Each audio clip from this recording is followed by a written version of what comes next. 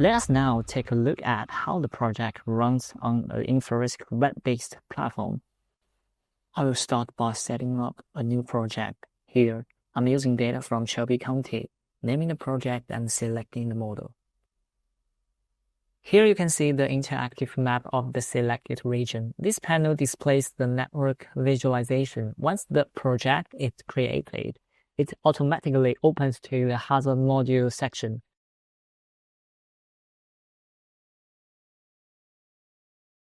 Both the hazard and repair modules are part of the predefined input setup required for analyze.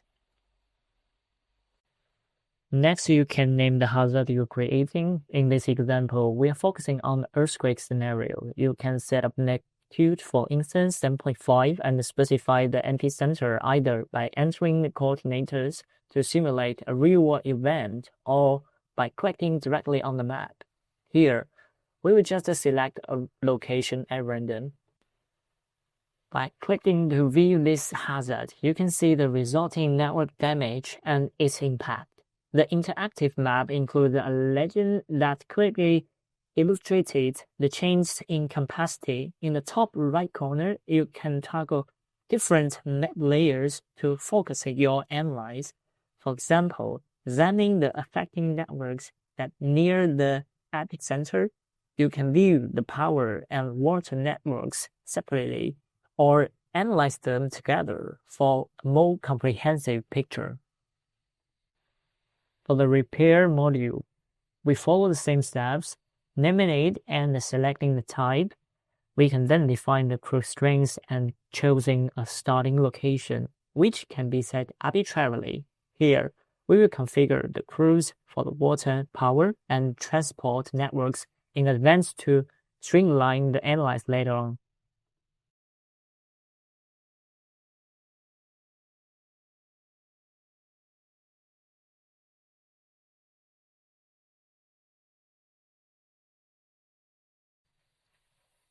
In the Analyze section, you can now observe the interdependencies between networks.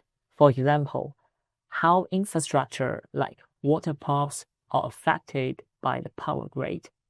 You can use the layer controls in the top right corner to explore these relationships and inspect the data. On the right-hand panel, you can name the analyze and assign the predefined hazard and repair crews we set up earlier. You can now see the earthquake epicenter and crew deployment locations you just set. This view also includes peak ground acceleration data and population distribution, which serve as key input parameters for the Analyze module. Now, let's skip ahead to the result. What you can see here is a visualized table showing network outages across different regions, divided into water load demand and power load demand. The duration of disruption is shown, along with the corresponding economic causes. You can also explore the impact on various economic sectors, such as construction or retail trade, to assess how different regions are affected.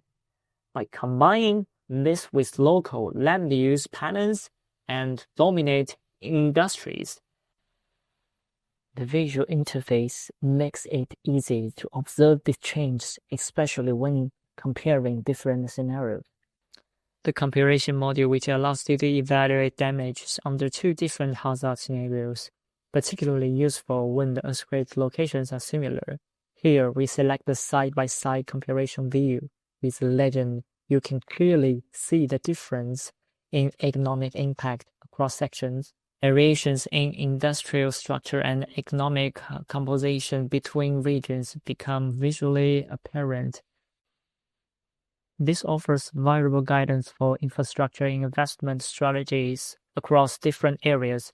By exploring various analysis pathways and incorporating more reliable data, our framework can yield even more insightful results. For example, in assessing disaster responses related to climate events or sustainable energy system. The platform provides valuable insights to support government decision-making, both for post-disaster recovery strategies and for pre-disaster investment planning.